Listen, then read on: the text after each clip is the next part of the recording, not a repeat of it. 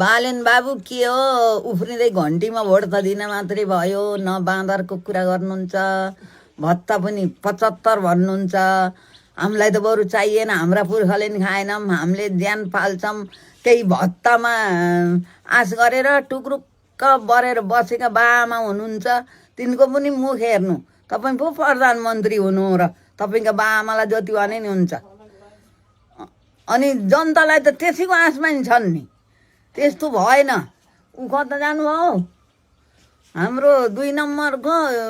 1 नम्बरको सागर ढकालजी यताको के अरे हाम्रो 1 नम्बरको गोविन्द पन्थीजी यहाँ आउनु थियो तपाईँको मैले ऊ पनि राखी हो ठेगाना फोन नम्बर पनि राखी हो तर यस्तो भएन यस्तो दिन त भोलि बिहान आउँछ फेरि हामीलाई फेरि जिउ गर्ने दिन हामीले भुल्ने छैनौँ फेरि हामीले भने बमोजिम अलिअलि हुन पर्यो पुरा नभए पनि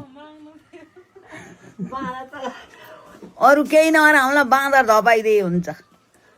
भत्ता सत्ता बरु नदिनु केही छैन दिनेलाई दिनु हाम्रो कटौती गर्नुहोस् अनि हामीलाई बाँदर धपाइदिनु पर्यो हाम्रा कमाउने छोरा खान्छ आज